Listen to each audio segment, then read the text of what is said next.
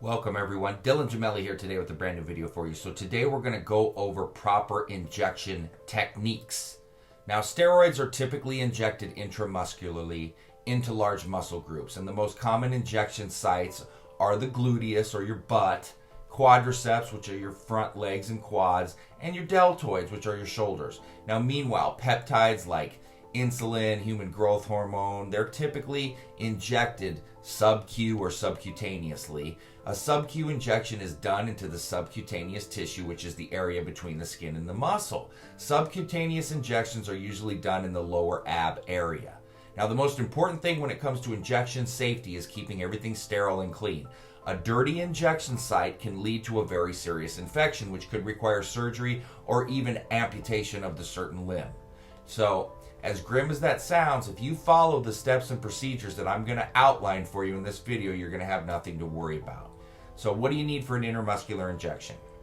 70% rubbing alcohol or 99% isopropyl alcohol to actually sanitize the injection site and the top of the steroid vial. Now you're going to need some cotton balls, you're going to need some syringes. You're going to need it's nice to have a disposable container for your needles, a Sharp Hazards disposable container, or a small plastic container with a screw-on lid, such as an old protein supplement container or something like that.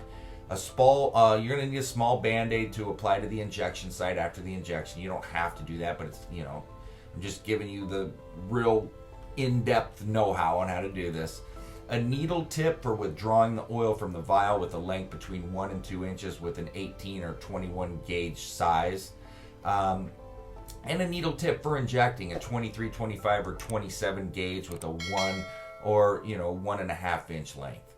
Now, just so we understand this for somebody new to this, the gauge of the needle refers to the diameter of the needle tip. Now, as the gauge size increases, the diameter of the needle tip decreases. A small gauge number, which is a thick needle, will allow the oil to be withdrawn from the vial quickly. On the other hand, a large gauge number will inject much easier into a muscle and create, a lot less scar tissue. And this is why a small gauge needle tip is recommended for withdrawing oil from a vial, like an 18 or a 21, and a large gauge needle tip, like a 23 or 25, is recommended for the injection. What do you need for a subcutaneous injection? 70% rubbing alcohol or 99% isopropyl alcohol to sanitize the injection site and the top of the peptide vial. Cotton balls, and you're going to need an insulin needle or a 1 milliliter syringe with a 30 or 31 gauge needle with a maximum length of 1 inch. All right. Now, withdrawing peptides from a peptide vial will barely dull your needle, so changing needle tips prior to a subcutaneous injection is really not needed. You're going to need the Sharp, disposable container, a small plastic container with a screw lid like the protein bottle, and a small Band-Aid, as I said. Same concepts aside from the needles. Now, obviously you can get the alcohol and the Band-Aids from any local drugstore without any prescriptions. The syringes, you can purchase them, and needle tips from maybe a local home care store or order them online. There's plenty of sites online to order from. If you want a question, ask me. I'll give you a bunch of different places. Amazon, you can even get them from, for crying out loud. You want to order at least 5 extra syringes and needle tips in case you drop a needle during an injection. And never, under any circumstance, reuse needles and syringes or use a needle or syringe that's been dropped on the floor. That should be common sense. Do not share needles or syringes with anyone either. These are for one-time use. So let's talk about some injection sites for intramuscular injection. Let's start with the gluteal injection. The gluteus is a fancy word for your butt, is the most common injection site because it's a large, deep muscle with very few nerves and blood vessels. So there's more room for error, I guess.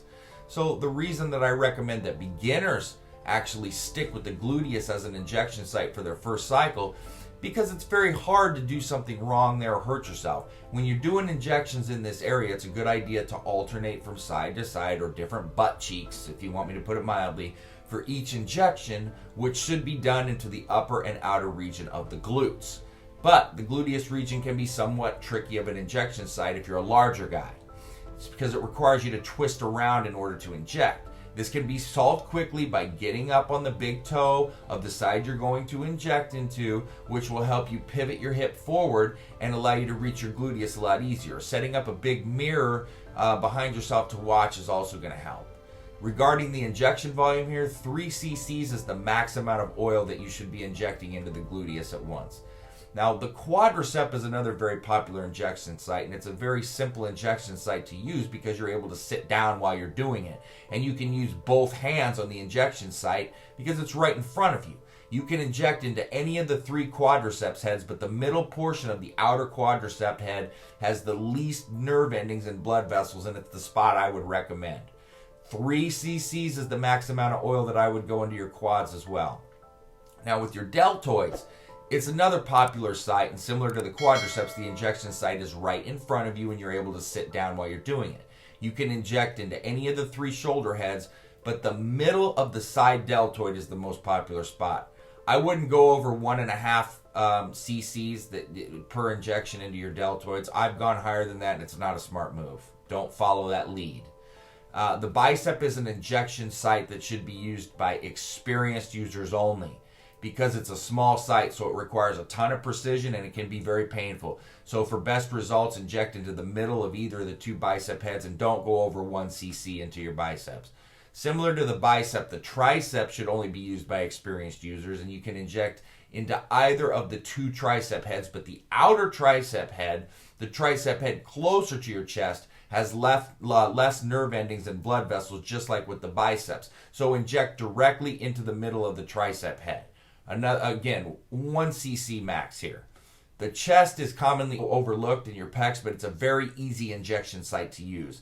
Inject it into the lower and inner region of the pectoral, roughly 1/4 of the way up and 3/4 of the way across your pectoral muscle, starting from the outside of your body. Bringing the arm of the side you are injecting into across your body will make the chest muscle pull out and easier to inject into. 1.5 cc's here max. Now, your latissimus dorsi. Latissimus dorsi, or your lat, is a very thick muscle with very few blood vessels or nerves, and it's a great option for an injection site, but it's really difficult to execute by yourself. That's the problem. If you have a friend or family member who's willing to do the injections for you, the lat is a great site to rotate into your regular injection schedule. With your arms held overhead, inject into the dead center of the lat muscle. 2 milliliter or 2 cc's max here. Now, for sub-Q injections, a sub-Q injection is an injection into the subcutaneous tissue, which is the area between the skin and the muscle. You can perform a sub-Q injection anywhere you can pinch an inch of your skin with your index finger and thumb, but the abdomen is the most common and easiest area to perform sub-Q injections. Drugs that are administered through sub-Q injections are done using an insulin syringe or a 1 milliliter syringe with a 31 gauge needle tip. Now, the insulin syringe holds a maximum of 1 milliliter and has really small increments on it alongside of the needle going in sets of 10 all the way up to 100.